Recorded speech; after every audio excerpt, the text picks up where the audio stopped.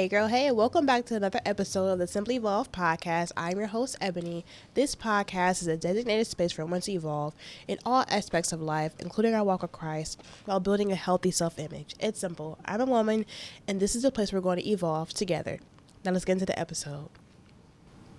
Hey girl, hey, welcome back. Thank you guys so much for tuning in to another episode. Girl, this pod was actually supposed to come out years ago. Then it's supposed to come out last month in the month of love. I'll tell you about the topic a little bit later, but I truly feel like if you have something that's from God and he's giving you an assignment, yes, there is a certain time frame that he would prefer for you to get it done, and there are consequences to you not getting things done in a timely manner, but his word would not come back to him void. And so whether it comes through you or the next person in your generation, it is going to come to pass. And I just feel like you should feel, I am learning how to feel more honored and just taking more accountability and just being more appreciative that he has called me for such a calling, and just learning how to steward it. And the best way to learn how to steward the assignment, the mentorship, the what do you call it, the calling, whatever you want to call it, is by becoming less of myself so I can understand what his expectations are outside of my expectations. Because when we get in the way, girl, everything just gets messed up. So as I'm learning these things, I say all this to say I'm happy to finally be getting this word out, because I feel like if he's kept it on my heart, it's been in my notes on my phone for, like I said, the last 2 years, back to the old pod, and it just never came about. So I'm just happy that he kept it on my heart, which means it must be urgent to get out to the people who this pod is going to reach.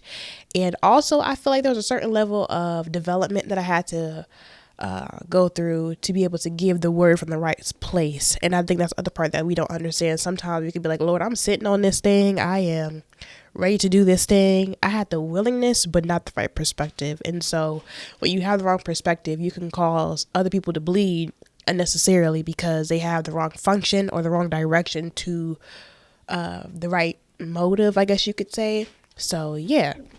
Today's topic is self-love versus self-care. Why did I pick this topic years ago? Because I started off my self-love journey, my self-discovery. I want to change that. I started off my self-discovery journey from a very surface level place in my life, from removing seeking validation from outside sources, whether they be men, women, parents, or whatever that is, or even just from the vanity place of how I looked with that attention brought to me that was unfulfilling in the end. And I went from the spas to just shopping days and whatever you could think of besides traveling. Unfortunately, that's one thing I didn't get into yet. But I'm happy that I will be able to do that now that I know the purpose of it. And I just doing it. I feel like there are things that we can do that are pleasurable, but I also know that if you give it to God and say, Lord, I want you to order my steps in a way that I can still travel, but let it be purposeful. That way, anywhere that I go, I leave a little piece of you, that your light shines within me, that I'm aware of. Like, I think about how Jesus operated, how he moved. Like, he would be on assignment to go heal the little girl who had, who they said was deceased. But on the way, his heart was softened to know his people who needed a need. And the woman who got her healing from touching her, and him taking out the time to acknowledge her, or the king who was sitting on top of the tree, who he acknowledged that, okay, someone is seeking after something. They're seeking me. And so even though I am on assignment to go to something and it is going to come to pass, it is going to get completed. But the fact that he knows that this life is not just about him for one person, but that his life was for all people. And so when I think about myself, and if I'm created in his image, then I'm created to help other people too. And so, I think that now that I have a perspective that I just want to see God in any and everything that I do, that would bring a lot more fulfillment to my life and a lot more meaningful, purposeful connections and just things that I create or that he puts on my heart or people that I meet and the connection that I create, if I haven't said that already. So yeah, self-love versus self-care. Let's break down the definitions. Then we'll go into some biblical doctrine as well as some examples that I have, my own testimony. Therefore, if y'all know the ordeal. Okay. So let's break down self-love first. Self-love. Actually, we're doing self-care first. Sorry. Self-care is external. It's from maintaining a physical, emotional, mental well-being. So maintaining your physical, emotional, and mental well-being. Some examples are wellness. So that could be wellness of dietary. That could be wellness from self-motivational books. That could be the gym. That could be your beauty maintenance, hair, skin, nails, all those things, and your career as well. Why did I put those in the category for self-care? Because that's basically our livelihood. So how you look, how you feel, which means what you put in your body, maintenance, beauty maintenance. So of course, that's kind of like the vainness that I was talking about in your career.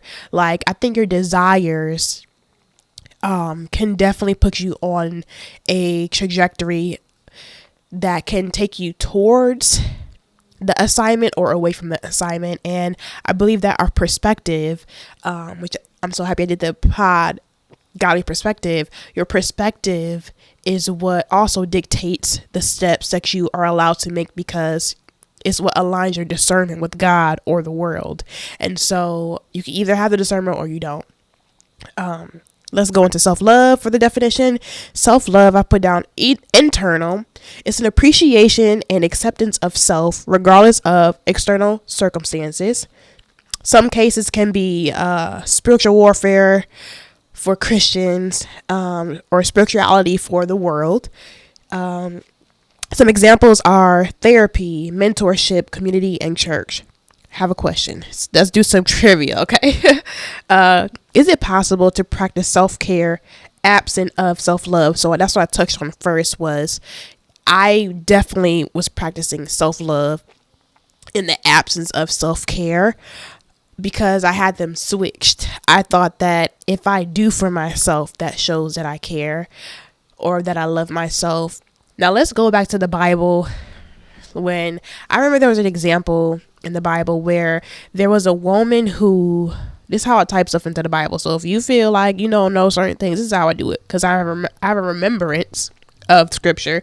I'm not a Bible scholar yet. So woman who saved her people, positioned in the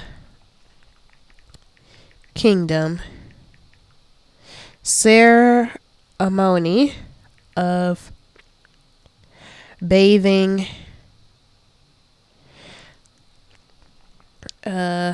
Bible. That's how I look stuff up, girl. Hold on. Okay, so the woman who saved her people through her position in the kingdom, a ceremony of bathing, though not explicitly positioned for the ceremony, is Esther, who risked her life to reveal Haman's plot to the king and save the Jewish people. So Esther's role was a Jewish woman living in the Persian diaspora, became queen, and used her position to save the people from a planned genocide. So, while the story of Bathsheba was well known, she did not save her people through. Okay, hold on. Bathsheba's bath was a ceremonial washing ritual, not a strategic. Okay, so I know that, but wait a minute. But what I'm saying, that was a lady, and so she had prepared herself with the washing, bathing, and she had like all the berries and stuff like that. All of that was to position herself to be heard and seen and positioned. Like I said, caring for yourself definitely helps position you, because people don't pay attention to you in the world when you don't look like something. Let's just be honest. And so I feel like that I had the right heart posture but the wrong function, because you could be a woman who looks good but have no substance, and I didn't really have a defined substance. I knew that I was worth something. I know I had something to offer to the world, but I just didn't quite understand who I was. And so that's definitely destructive to not only myself but anybody who I come across. So I feel like if you find yourself just on that surface level, today is a marking for you to grow deeper in your self-discovery journey. And the best way to go through that is to ask God to reveal who you are to yourself. So does acts of self-care, pampering, mean self-love is present?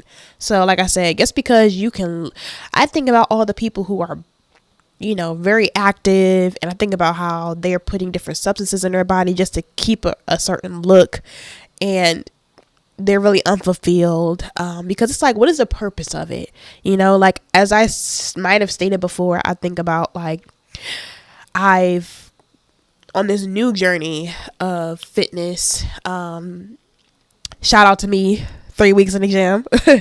May this keep on going. My split looks totally different. I'm not spending hours in the gym. I spend an hour, but not hours. Even sometimes I'm a morning person now when I go to the gym, so I may not even be, get the whole set that I want to get done. But as long as I move my body in some way, as long as I put the right things in my body, as long as I am reminding myself about gluttony and keeping all that stuff aware, giving myself grace when it's that time of the month, girl. But just understanding that it's about my livelihood, it's about the longevity of my physical well-being, getting those appointments in, girl. I have put so many things on the back burner for no reason. When I think about it, like, there's so many different appointments I should have gotten that would have helped me position myself to make sure I'm taking the right vitamins. Because sometimes, girl, in this new era of culture and over consumerism, you could end up taking all these different vitamins and supplements that your body don't even agree with. And so taking that time to get blood panels done to see what are my deficiencies, dermatology, all those things, women health, all those things, to really understand myself on a molecular cellular level, which will help me to make the proper steps. Maybe I'm doing too much, and I've been having some aches and pains that I've been back in the gym, and I have to learn, okay, am I iron deficient? Like, am I just doing the wrong movements? Do I need to stretch? All those things are very important. And if you're not tapped in to that level to understand, okay, I look fit, but I don't feel good, there's a misconception about what self-love and self-care is. So the act of exactly doing the things of self-care does not mean self-love is present, because you could be damaging your body and the inside don't look good, but the outside looks good, But to who? Do you really, like, I've also noticed, like, okay, like, with my body type, understanding how fat is distributed out of my body, what do I really want to look like? What is my goal for maintaining, as far as, like, when that time comes when I get married, when I start dating, and, like, what do I want to be able to bounce back to realistically? Do I ever want to get any type of augmentations or whatever done? Physical, what's it called? Plastic surgery, whatever. Do I want that? Do I really need that? What does stuff look like for me?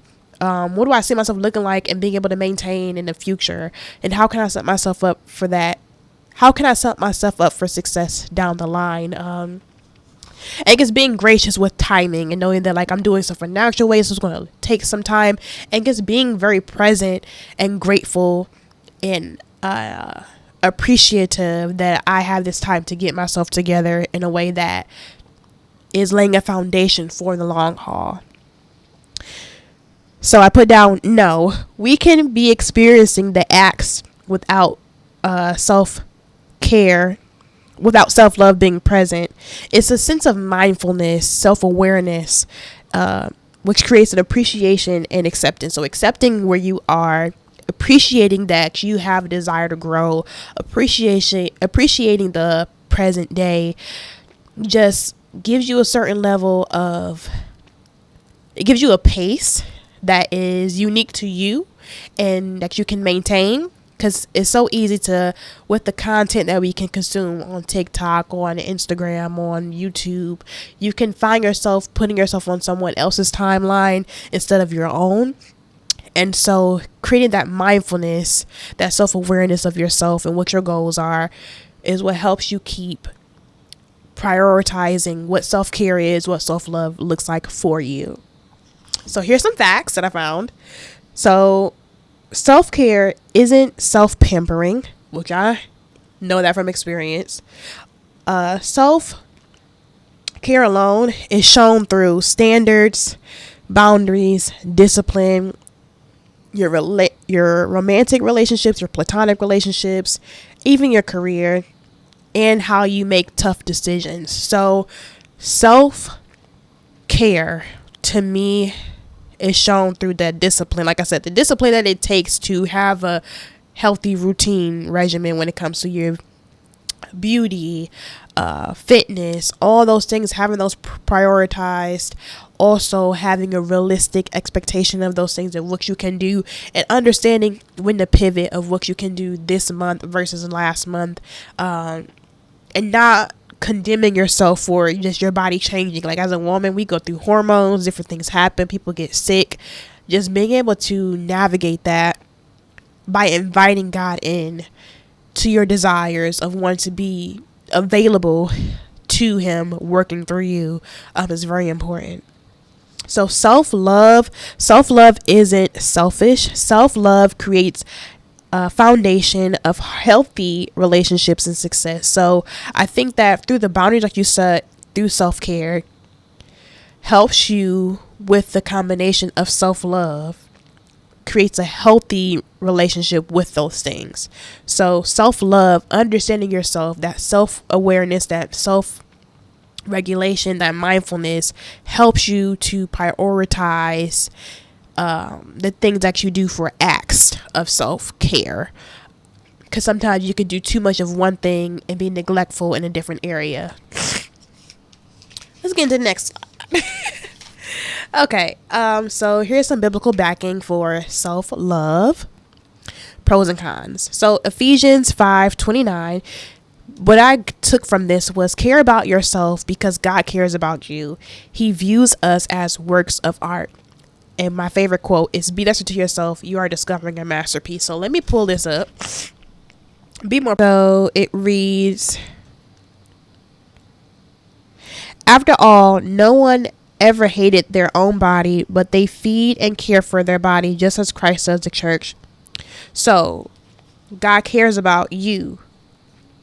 Care about what you put into your body, both intellectually, spiritually, and what's the other word? What you eat physically.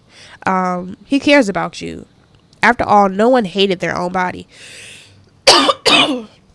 How are you abusing your body with who you allow access to your body, both spiritually, physically, dynamically, whatever? How you're allowing other people's spirits or other people in general to affect you? Are they helping aid you to your purpose, or are they distracting you from your purpose? But they feed and care for their body just as Christ does the church. They feed and care. So that shows you see that difference between self-care and self-love. So like, what are you feeding, and are you caring about what you're feeding yourself? So what are you allowing access into your soul, into your spirit, man or woman? And how do you care about that thing? Are you practicing gluttony?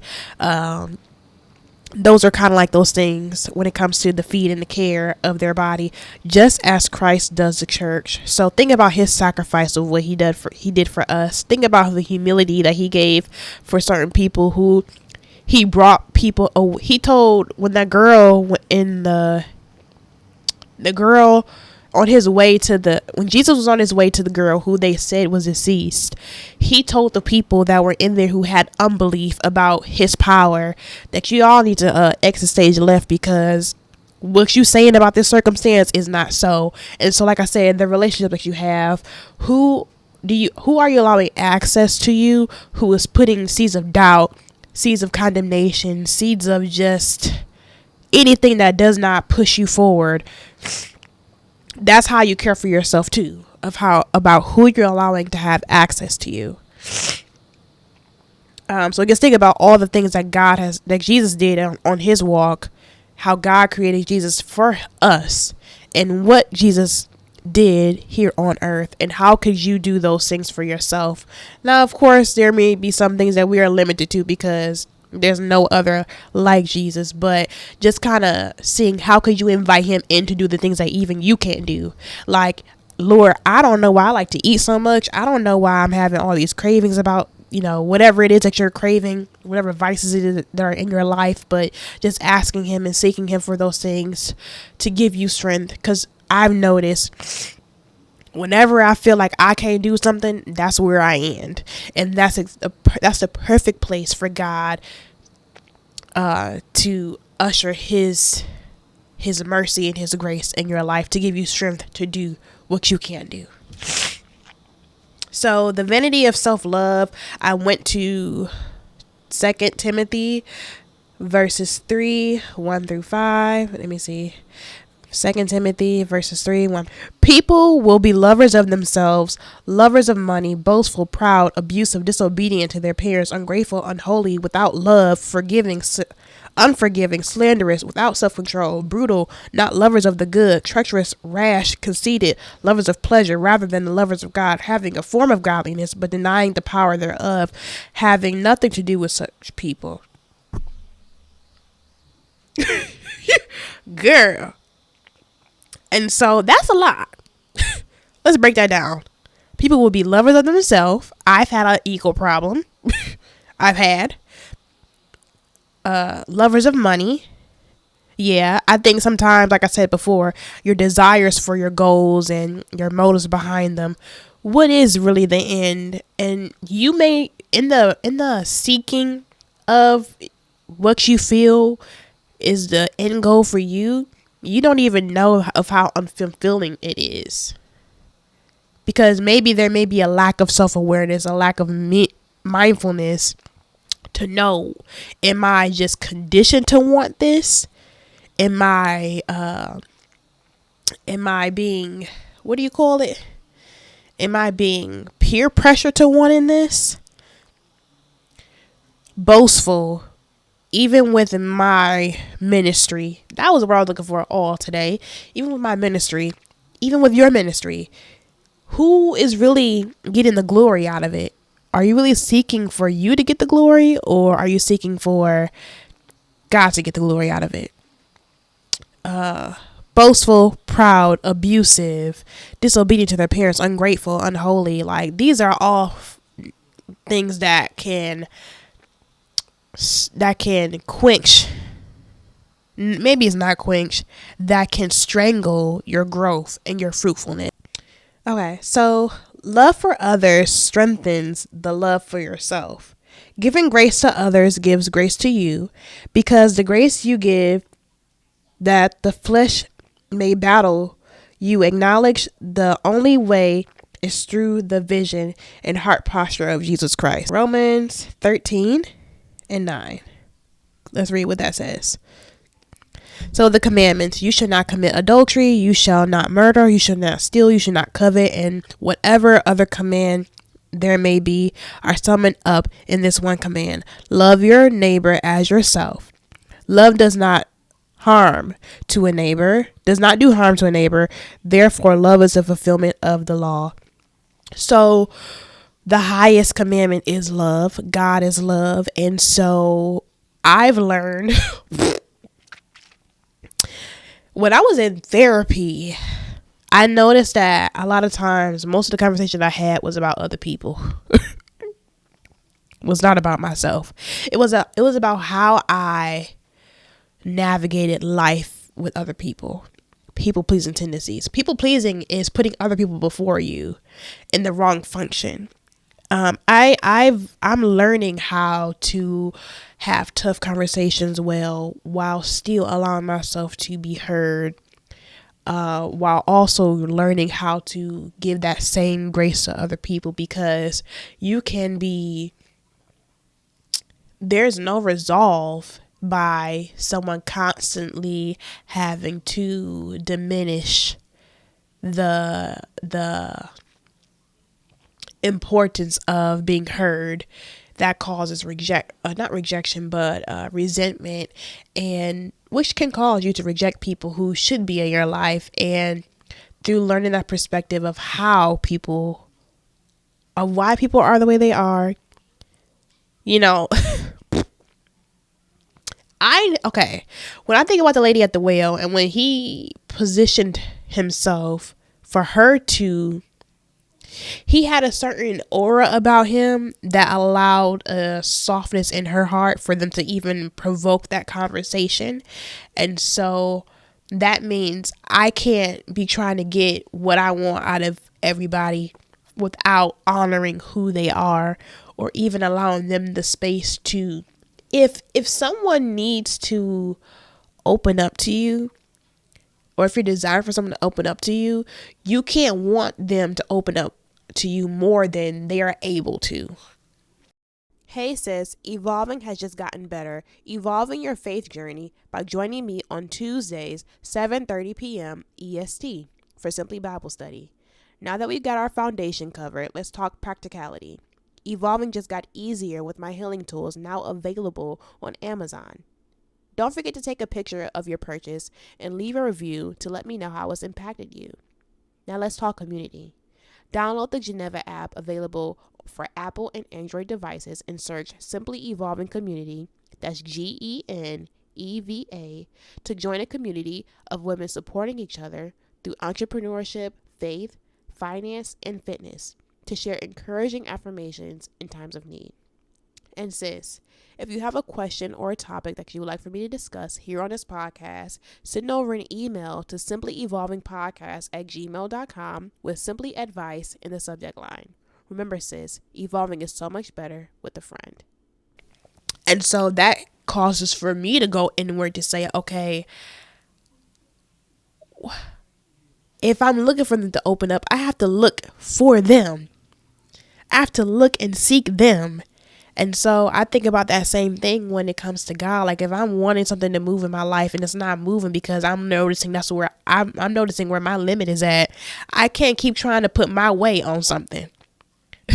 I have to seek God to see how he wants me to do it. That's the only way. The only way that our passions, our ministries come to completion is through Jesus Christ. So, because he's the one who's getting the glory out of it.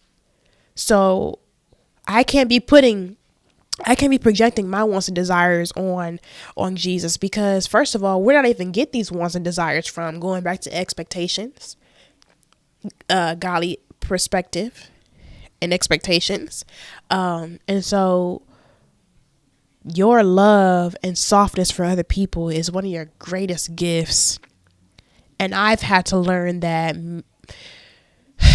sometimes you can lose yourself in your servanthood because you're just doing it the wrong way. And now you feel like you don't even want to do it no more. Sometimes you can want to do the ministry without the purpose of the ministry, meaning the people. The whole point. Okay, I was saying this the other day. So think about every great speaker. I even think about therapists, right?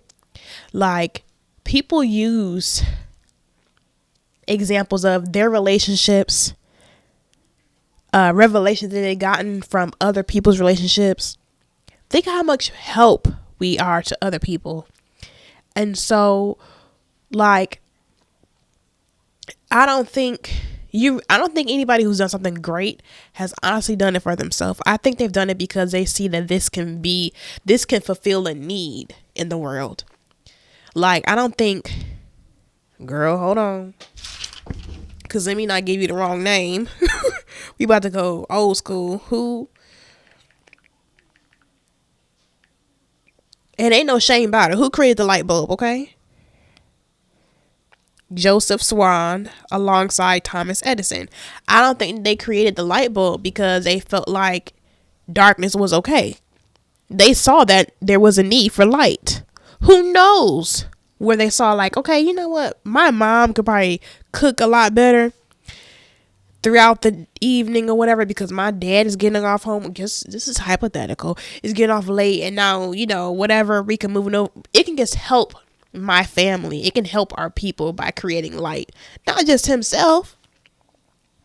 So just learning how to love people honestly helps you how to love yourself, because me learning how to see other people has allowed myself to be human. Because why should I give them the right to be able to learn how to navigate and to try to help them navigate our dynamic better without me wanting to be able to do that same thing? So that goes back to the Ephesians 5:29, caring about yourself because God cares about you. If God doesn't only care, I think sometimes we have a mistake of thinking that it's only me that God cares about. And that's not true. He cares about all of us. This Bible is not written to Jonah, to Eboney, it's for everyone to have access to. We all have access to Jesus. So let's go through a couple more scriptures that I've pulled up. So we have Psalms 17 and 8. Let's see where this is at. 17 verse 8. Keep me as the apple of your eye. Hide me in the shadow of your wings. So that goes to show, like I said, God cares about us. We are the apple of his eye. And so if God cares about you, you should care about you. The next one is Isaiah 43 and 1. But now, this is what the Lord says. I'm reading King James, y'all. Okay, I'm King James down. No, I have King James, but I'm reading it in NIV. Sorry. But now, this is what the Lord says. He who created you, Jacob, insert your name. He who created you, Jacob, he who formed you, Israel. Do not fear. I have redeemed you. I have summoned you by name. You are mine. He knows you by name and you are his. He's called ownership over you because he loves you. You are the apple of his eye. Do you understand this magnitude? How important you are? Let's go to the next one. Jeremiah 31 and 3. And ain't no shame. I don't know everything by heart. Okay. Why? And as I should know some things, but just look how grateful I am. Or look how blessed I am, the fact that I have the resources this accessible to me. In book form, in cellular form, in internet form, in podcast form. So verses 31:3, the Lord appeared to us in the past saying, I have loved you with an everlasting love. Let's keen in a little bit. The Lord appeared to us in the past. So long before you even was here, saying, I have loved you, have past tense, the whole time, I have loved you with an everlasting love. Okay? So before you got here and until forever, eternity. Okay? That's how much he loves you. I have drawn you with an unfailing kindness. I will build you up again, and you, Virgin Israel, will be rebuilt. So he built you, he created you in the first place. How you got here, your mom or your dad conceived you. He built you up because he have loved you before you even entered the womb. Before I even entered my mother's womb.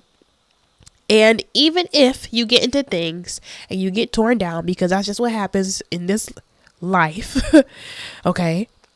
I'm going to rebuild you because I care about you that much. Girl. What type of love is this? There is no other love. Jonah 10 verse. There ain't no Jonah 10. Jonah 1. Let me see. 1. Hold on. What is that? That must not be Jonah. Because Jonah don't have 10. Okay. Girl, I don't know what the Jonah was, but obviously I don't think that was. Jonah ain't say that. Because I'm going through all of these. Yeah, we going to skip over Jonah because I don't know why Jonah got in there. Okay. So my personal. Why I keep doing it? Why I keep announcing? Girl. Okay, Rusty. That's what happens when you. Anyway. So I've seen God show me how to practice self-love in my life by just allowing me to navigate my emotions, allow me to rewrite things that may have been triggers in my life and to give it a new story that is powerful, that I could use to empower myself, to empower other women, to know that what was once on my back is now below my feet and I can stand proudly on it. I can speak on certain things. That's one of the most powerful things. On a more, I guess you could say, practical level, honestly, just giving myself the space to get stuff right. Like I can't stop saying enough. This is my first time experiencing life in this way. Not in escapism, not just really trying to learn and yearning and desiring to do God's will and understanding what the sensitivity of having the Holy Spirit feels like. This is my first time. Like I've only been on this journey for the last 2022, the end of 22. November of 22 is basically when it started. It's when I ordered my Bible, if I'm not mistaken. Let me see. And even through my inconsistencies, it's been. Do the date really matter to y'all? I don't think so. But since I said it, I'm going to pull it up. Let's see. Okay, filter. 2022. Apply. So I ordered my Bible on November the 9th. See, I know some things. November the 9th of 2022. That's when I got my Bible. And that's how long it's been. So I'm giving myself the grace to just know that he already knew, he had this in mind already, that I was going to come to him still. And so if he's been that gracious to have things on reserve for me, then I should learn how to love myself enough to be able to be open and available for him to bring the blessings in my life. Because I think another part of the self-love is allowing yourself to be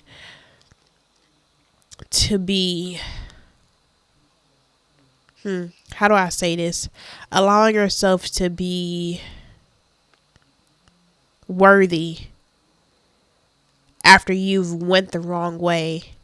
That can be hard in itself.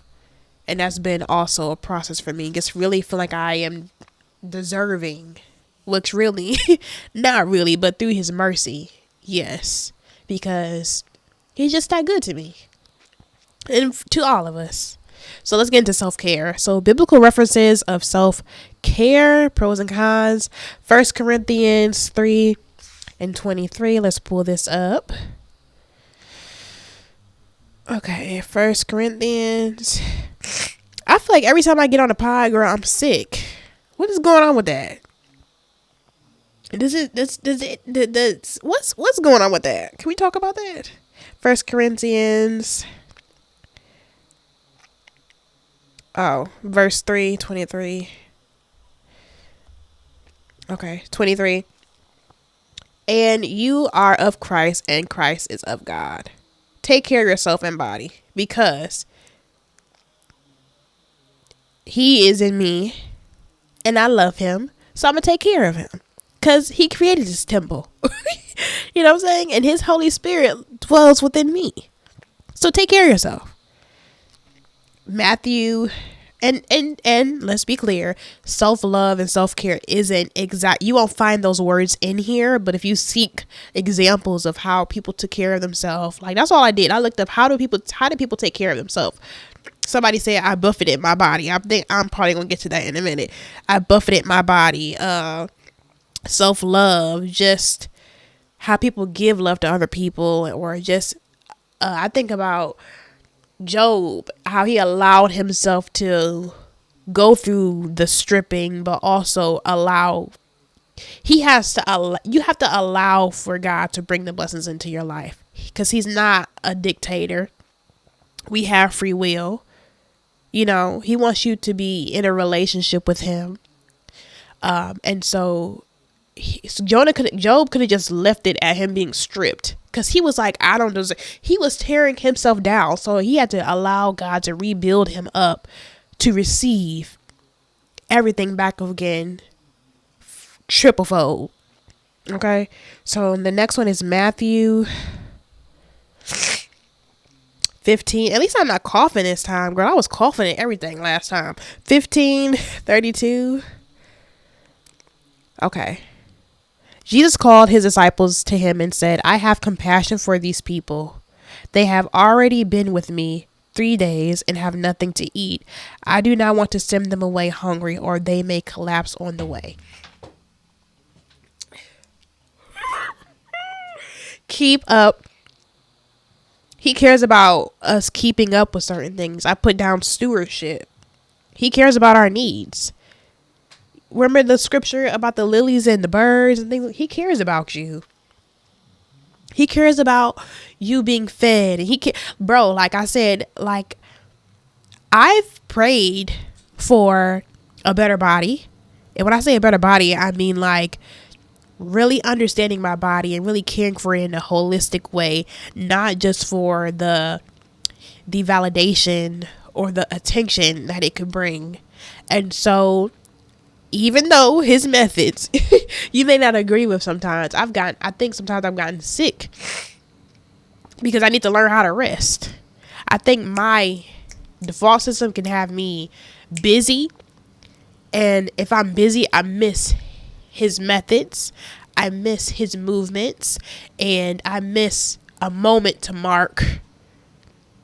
So I have the faith fuel to persevere in the future for the next thing, because your testimony is from the test. And so if you're not present to receive, to pass a test, then you don't have a testimony that will help you to excel to the next level. Tests pass you to a next level. That's the whole ain't that kind of crazy how we learn that through school? Girl, everything Bible. I have compassion for these people. They have already been with me. So he's acknowledging, like, you've been with me for 2 years already, 3 years now.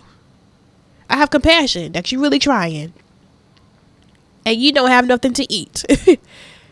I don't want to send you onto your next hungry.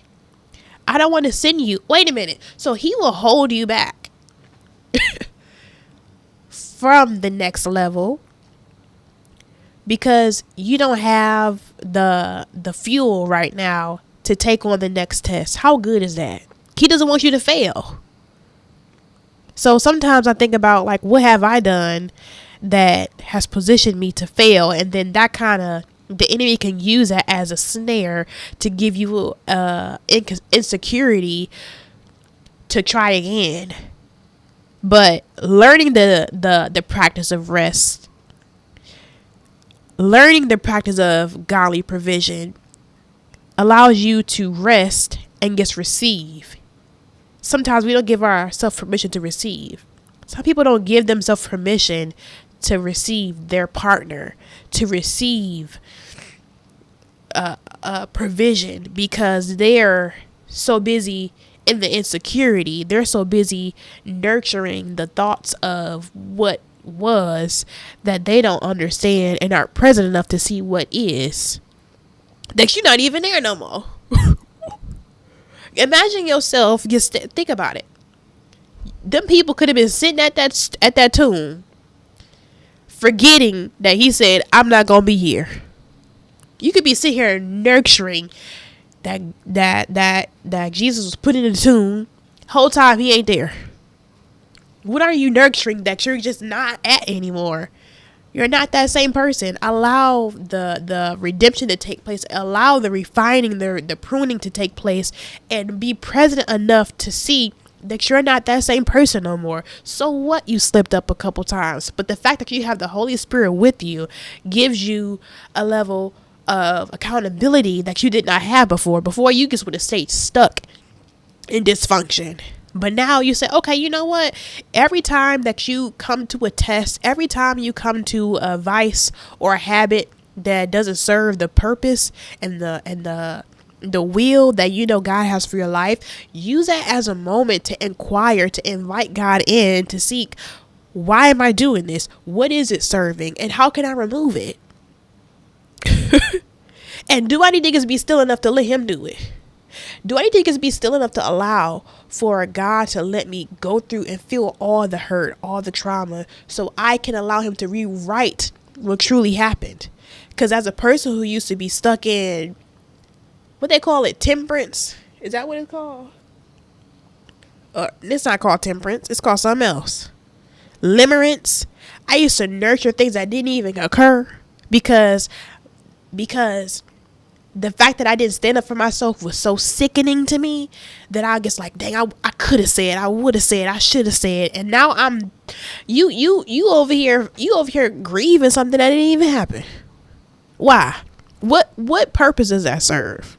So now he got to peel back that layer, reveal to you what truly happened, and give you strength about how you can move forward and use that, because everything is for his good, for your good, and for his glory. Okay? Mark 6:31. I just talked about rest. Yeah, because so we're going to Mark 6 verse 31. This is a hard thing for me to adapt. It has been a hard thing because it's power in words. It has been a hard thing and something I'm currently still learning. Okay. 31. Then, because so many people were coming and going that they did not even have a chance to eat. Busyness. You so busy you didn't even get a chance to seek what you sitting in. You know, sometimes just let the graduation happen. Let the graduation of people not being in your life just happen. Allow yourself to feel what alone feels like, not lonely. Allow yourself to get used to that. I'm allowing myself. I be like, dang, Lord, it would be nice to have somebody to talk to. I know I could talk to you, but I actually do have a desire for people in my life. I thought I didn't need nobody at one point in time, which allowed people to come in that kind of push that narrative. Selfish people. And so, yes. Because there's a good in everything. And so sometimes you be thinking like, oh, I'm going through this process, not understanding that there even nothing happening is a part of the process, and it's a purpose in that process of nothing happening. So you can observe and absorb. Okay, that's from me, Ebony Gould. Observe and absorb what's currently happening. In other words, being present. Then, because so many people were coming and going, hold on, so many people in and out of your life, sometimes let him put you in solitude. Okay, let him. That they didn't even get. Sometimes you didn't even get a chance to eat because you got so many people at your table. 2 people at your table. Come with me by yourselves to a quiet place and get some rest.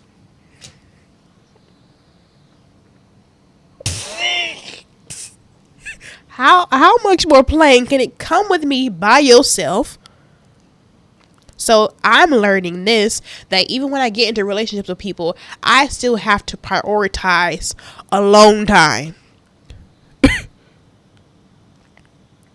To a quiet place and get some rest. Okay? Let's go to the next one. I love this. Okay. Psalms 37:7. Oh boy. Girl. 37:7. Be still before the Lord and wait patiently for him.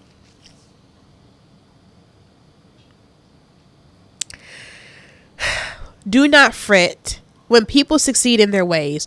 Don't be focusing on why it looks like their happenings are happening when they carry out their wicked schemes. They over there scheming and plotting and plotting and scheming and scheming and plotting. You don't even know what's going on. Keep your eyes on your prize. Your reward is in heaven. And who is up there? Lord our Father. Hello. Oh. And so now we're going to Luke. If we can get there. Where's Luke? Where's Luke? Where's Luke? Luke, Luke, Luke, Luke, Luke, Luke, Luke, Luke, Luke, Luke, Luke, Luke, Luke, Luke, Luke. 10:40. 10:40. Okay. But Martha was distracted by all the preparations that had to be made. She came to him and asked, Lord, don't you care that my sister has left me to do the work by myself? Tell her to help me. Martha, Martha, the Lord answered, you are worried and upset about many things. That's honestly not even necessary. That you really should be focused on. Why are you focused on those things? Who told you that the preparations, the things, the acts were that important? The self-care things that you think are important. But few things are needed. You care about many things, but you don't even need that much. Because the moth's going to eat it up anyway. The things, the acts, or indeed only one.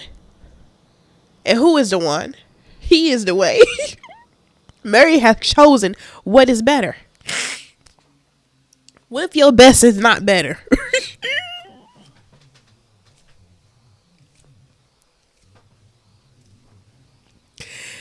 And it will be taken, and it will not be taken away from her. You know, a car can be repossessed. A house can be bankrupt, foreclosed. A job. Are we going through this right now? You have, nobody's really secure in a job. But your peace, the peace that you can have, which only comes from your relationship with God, cannot be taken away. Okay. So Mark 6:31, Mark 6:31 is rest and Sabbath, practice of Sabbath. Psalm 37:7, be still and trust in God. Luke 10:40, busyness, culture, mindless routines. So how has God revealed self-care to me? Honestly, it's just come in that peace, in that stillness. Like, it's in the stillness that I understood, okay, wait a minute. There's some things that I actually love to do that I'm neglecting myself on. Meaning those acts of self-care. Because I was so used to doing it in a wrong function. Meaning, okay, I was outside cleaning my car the other day. And I was irritated because I wanted to use a power washer to wash the car. I actually wanted to wash the car. I could have just went to the car wash, but I wanted to wash the car because that's something I love to do. One of my favorite quotes is, one of my personal quotes is, don't forget the things that you love to do that has helped you. One thing I grew up doing was washing my dad's car. And that's peaceful for me. I love being in nature. So that's me being in nature, me spending time with my dog. Natalie was outside with me. She did end up running away a couple times, but I got her back. But that was a moment for us to spend some time together. Because other than that, I could have been in and out the car wash and doing whatever else. But that gave me a moment to be present and intentionally present. And in that, you can think about think about my dog, Natalie, running away. How you try to be present, but you have distractions around you. And are you discerning enough to understand when something is not there? Are you discerning enough to know when God is not there? Are you discerning to those moments of stillness help you to understand, am I in a place? Is Jesus still there? He not there in that tomb. In my presence to understand his presence is not here. And where can I go? What did he tell me last? Do I need to go back to the last place, or did he tell me in the last place where he was going? He told y'all where he was going to be at. And that's where he was. He's not a man that shall lie. A more internal thing. Okay, so I go back to that whole self-care thing. Like, I actually love the nails and the hair or whatever. I have all the resources to do my own waxing. I wanted to do those things for myself as I was still going out paying to get my nails done or whatever. But I had to learn, like, why do I want to do these things for myself? It's because the old version of myself thought I was more worthy of it than where I am right now. And so this is a moment for me to pray and to tell and to ask God, can he give me revelation? Can he give me strength to know that I'm still deserving and to appreciate it a lot more? You know, I think about back then, I could have abused my resources, and not steward them properly. But now I can understand how most people can't do those things. And so whether I'm doing it myself or I'm going to get them done, to be appreciative about the resources and the provision that he's given me. So that's another example. Can I think about something that's a little bit more internal of self-care?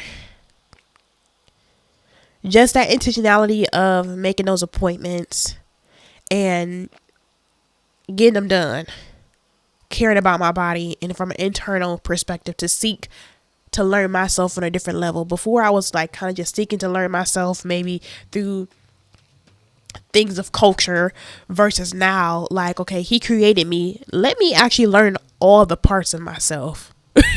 You know what I'm saying? Because sometimes, okay, Moses, his insecurity was with his speech, right? So let me learn, okay, sometimes I do have some insecurity with my speech. Sometimes I talk too fast. Sometimes I stutter. I need to also work on my likes and pauses and stuff like that. So practicing those things, broadening my vocabulary, instead of allowing that to be a stronghold or insecurity, let me turn that into a moment to seek, to pray and say, Lord, help me to make the time in my day to work on something that's important for me that can be used for your glory.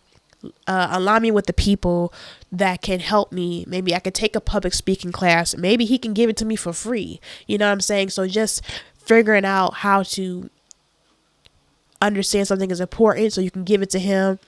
And then also it can be on your mind so you're aware of the opportunities around you too. That's stewardship of yourself. So is there a such thing as balancing self-love and self-care? I'm still adapting this process. I think about, like I said before, me being able to pray about certain things, like wanting to learn, okay, well, I'm working out, but I'm not losing the weight. So what else is there? Giving that to God allowed me to put it on my mind and also he put it on other people's mind to say to my parents, like, okay, Ebony, make that appointment. Why aren't you making an appointment? It's accessible for you. You're just not doing it. And so it's constantly in my face to do certain things for myself that I've said I want to do, but for whatever reason, maybe because I felt like I wasn't as deserving or whatever, just not understanding the importance of it, or the different method that the holistic change could happen, just puts it in my face a little bit more. So your relationship with God allows you to pray for things and be open for him to give you the different methods that are available for you to get that blessing or that desire. Your lifestyle, I think honestly, lifestyle and milestones. So like milestones I've come across in my own life, milestones would be like, I don't know. I really don't know. Milestones. I know I wrote that down for a reason. I guess I'm drawing a blank right now. Milestones. What have I come across as a milestone? Oh, okay. So just understanding, like, once you pray about something, so prioritizing your relationship with God is what helps you create the balance of self-care and self-love. because understanding his principles. Why do I care about my body? Because God cares about my body. How did he care about his body? He cared about his body of how he treated the church. Look at how he treated the church. How did he treat us? That's how you should care about yourself. Caring about yourself. Caring about others.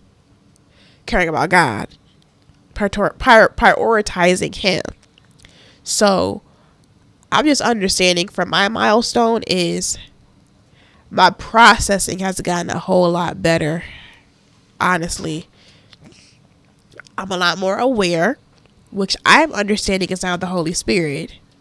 Because in culture, America moves like this. It's always something next. There's always a new store, a new product. And when I'm learning through like culture and consumerism, especially if you be on TikTok a lot, you're constantly flooded with different things. And then when you remove TikTok, you remove the distractions of the world, it's like, ooh, I got a headache. Like, now you're trying to feed through what's important. Now you're trying to feed through, like, it could be a reel or a TikTok that you scroll through, and they say something that was negative. Have you ever scrolled on social media and you could be praying for deliverance in a thing, or you could be praying about something, or be proud about your milestone of not adapting a certain sin or a certain perspective, and then the opposing thought end up on your profile, girl? Because when I went through and was being delivered from like astrology and all that stuff, it was always trying to pop its way back in my feed, and I'm like, I'm not even searching this stuff no more. Why is you on here? So understanding that, like, okay, I discerned that was a moment to test to see, do I have any inkling or do I have any desire to still seek understanding about things that I don't need to be worried about? Because those understandings gave me more confusion. So are you still seeking things in a way that I've already showed you don't work? Or are you going to stay totally dependent on me? Are you still seeking to make yourself all knowing instead of just allowing? It's so, when I think about provision, it's such a blessing to know that you don't got to worry about certain things. It's such a blessing, and that's why it's so important, I feel like, also to be spending this time with my family, is because like I can rest in knowing my mom has me, bro. And in that, I understand God our Father, he cares about me. And if my physical parents could care about me in a certain way, why can't he? And he created them and me. So certain things that I may have a need for, just knowing that like he has it already under control. Like I remember a couple times, like I didn't feel like cooking when I came home from work. Meal already prepared. When I moved back home, like my dad was working on things around the house to get my room prepared for me, and I wasn't even thinking about those things. My dad prepared a place for me. My godly father is preparing a place and things for me. Like, it just makes life easier. I'm not saying you may not have to go through the processing and the tests and the studying. Studying is uncomfortable. Who really wants to study? But it makes it easier because there's certain things you don't have to do everything yourself. You just don't. Find joy in the little things. Slowing down. That mindfulness and being present is so important. It gives you a level of freedom. I think that's what I'm finally experiencing, is freedom. And sometimes it's uncomfortable. Being in that dependency is hard too. I think about when you growing up as a kid, you don't really understand that you're dependent.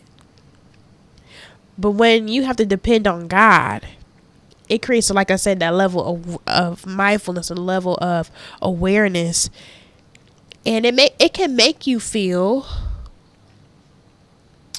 a little insecure if you allow it to. But understand that he loves me is why. So understand. So when you're independent, you have to understand why something is being done. My parents do things for me because they care about me and they love me. And there will be some things that I won't understand until I become a parent of why they do certain things for me. You know? I think one thing that can help us as well for women with, fashion and all the next level Pilates and all these different things that's supposed to help elevate you or just make you more womanly or whatever, is understanding how to prioritize inexpensive and low maintenance things along with high quality experiences. Maybe you don't have to get your nails done every 2 weeks like I used to, clockwork. Find something that can last you a little bit longer. If you know that, don't abuse things that makes your goal harder, embracing the low maintenance things, just understanding where you are at financially and being mindful and self-aware enough to know what your motive is and your desire for. Are you seeking something else outside of the positioning that taking care of yourself for God's glory can bring? Are you trying to attract something? What are you trying to attract? Just being aware really helps you to balance self-love and self-care. Sometimes we can get overstimulated with the influx of products being advertised that relaxing becomes a task instead of a moment. And that's what I've been going through as well. Through the process of me not escaping in self-care, when I make time, I'm a lot more present.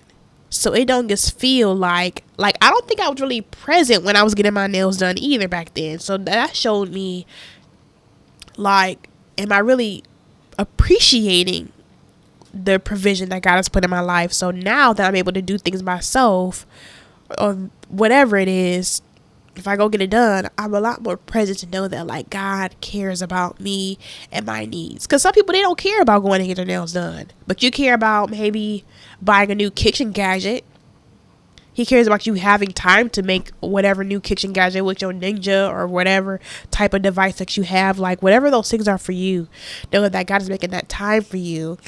Be present in that time, because I feel too, you just never know when your time is coming that you just gonna be on go. There's not always gonna be a time for resting. There's a time for sleeping and a time, you know what I'm saying? There'll be a time where there is no rest, so just understanding that there may be a time where the ministry is so of a need that you may not be as available to spend time with your loved ones like you once did. So being able to understand, okay, I have time to spend with my loved ones right now. Let me make sure I take full advantage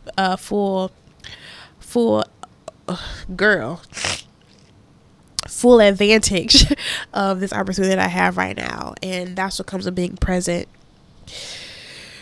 But yeah, it was for a there go the cough. It was for a task to do the things that I know I love and I enjoy, and that took the enjoyment out of it. And I think that's what made,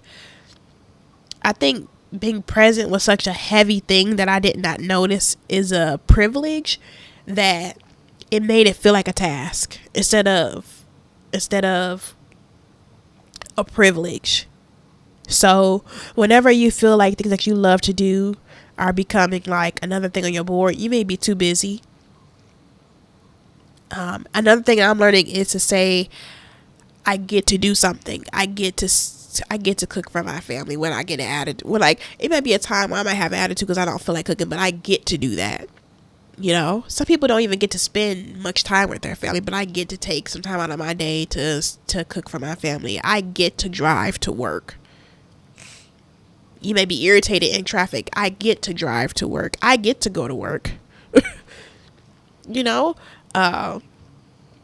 I get to call my loved ones. You have a cellular device and you still have loved ones that are a phone call away. That's a blessing. Some people don't have that. So just turning your mindfulness and your self-awareness into a perspective of gratitude is a way to allow yourself to balance self-care versus self-love, because some acts of self-care may not even be needed right now. Allow yourself to be fluid in those things, to know it may change, and it doesn't mean that because you're not doing that thing, and maybe because you're not going to the gym as often 7 days a week, but you're going 5 days a week. That doesn't mean you love yourself any less. That's just what your life looks like now. It gives yourself permission to be human. Create a realistic routine and allow it to be fluid and allow it to change. So some resources are therapy, group, or individual. So looking for resources in your community. I always would say one of the best things to do is to, like, if you live in a city, look at your town center, your city town hall or whatever, and see what things that they have available. Those typically are free. Your local library, they usually have a lot of resources there. Social media, of course. Put the phone down and use your focus mode. Helps me so much. And control your algorithm, because some things may not even be you. It can just be what you have consumed, and you just have to be present enough to remove it. Like, okay, that wasn't my thought. I actually did hear that on social media. That ain't got nothing to do with me. Like, I could have internalized me seeing a zodiac sign on my algorithm. Like, no, that wasn't me. That was the algorithm doing that for whatever reason. Maybe somebody else posted it, but that doesn't mean I backslid, So, yeah, that's self-love and self-care. What ways have you noticed self-care in your life? How does it present itself? Self-love. Have you felt like you need to make a distinction between what self-love and self-care looks like for your life? What are some tips and tricks that you have for self-love and self-care? I want this to be a open dialogue for us to have, whether we are using whatever platform. I know Anchor allows you to have comments on there. YouTube, of course. Social media, you can follow us on Instagram. I have a Threads, but I'm not using it right now for the pod. Or TikTok, I know I post shorts on there. Or episode shorts on there. So yeah, what ways has self-love and self-care shown up for you? How could you share those things? Inexpensive ways for some people. How does that look like when you get into different areas of your life, whether that be familyhood, maybe you're single again, maybe you have children? What does that look like for you, and how are you showing that to the people around you? How do you practice those things? So yeah, thank you guys so much for tuning in to another episode. I will see you on the next. Bye.